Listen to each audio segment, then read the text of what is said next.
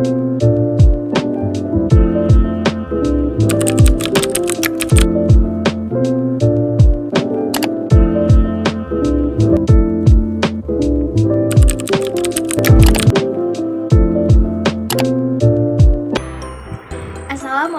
warahmatullahi wabarakatuh. Halo semuanya, selamat datang di KOKIMP, Komunitas Kajian Ilmu Manajemen Pendidikan, yang dibina oleh Bapak Amril Muhammad, dosen Manajemen Pendidikan Universitas Negeri Jakarta. Perkenalkan, saya Adela Purwandini, mahasiswi Manajemen Pendidikan Angkatan 2019. Pada video kali ini, saya akan menyampaikan materi tentang relasi antara pendidikan dan kurikulum, yang bersumber dari buku Manajemen Kurikulum karya Syafarudin tahun 2017. Selamat menyaksikan, jangan lupa like, komen, share, dan subscribe. Terima kasih. Halo semuanya, selamat datang di KOKIMP, Komunitas Kajian Ilmu Manajemen Pendidikan. Hari ini kita akan membahas materi tentang relasi antara pendidikan dan kurikulum. Kira-kira apa ya relasi di antara keduanya? Ketika kita mendengar kata proses pendidikan, apa sih yang terlintas di benak kita? Nah, proses pendidikan ini berkenaan dengan semua upaya untuk mengembangkan sumber daya manusia yang bermutu. Wah, sumber daya manusia yang bermutu itu seperti apa ya?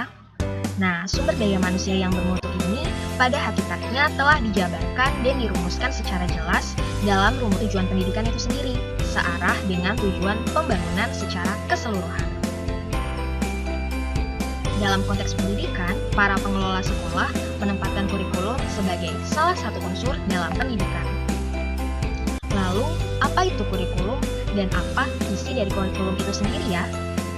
Kurikulum ini adalah seperangkat rencana dan pengaturan mengenai isi dan bahan pelajaran serta cara yang digunakan sebagai pedoman penyelenggaraan kegiatan belajar mengajar.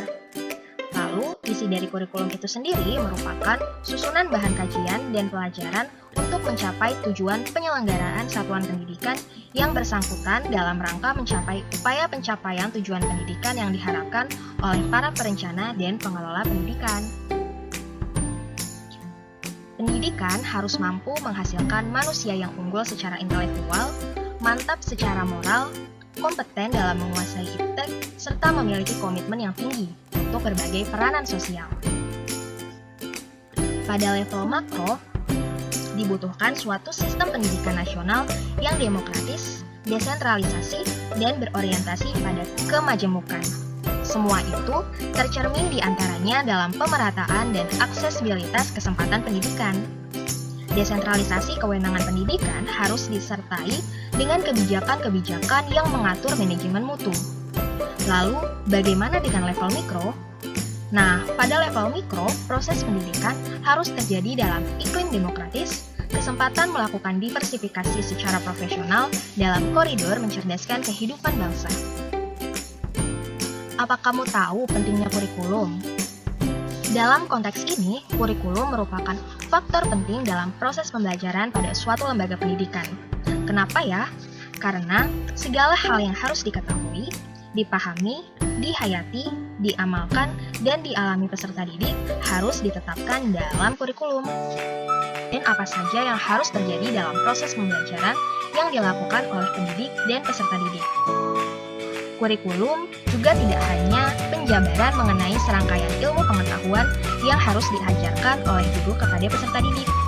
Karena sebenarnya kurikulum itu adalah segala kegiatan yang bersifat kependidikan yang dianggap perlu karena memiliki pengaruh terhadap anak didik dalam rangka mencapai tujuan pendidikan. Dari penjabaran di atas, maka dapat kita tarik kesimpulan bahwa antara pendidikan dengan kurikulum memiliki hubungan yang fungsional. Maksudnya, untuk mencapai tujuan pendidikan nasional diperlukan kurikulum sebagai pedoman penyelenggaraan pembelajaran yang sangat menentukan pencapaian tujuan pendidikan.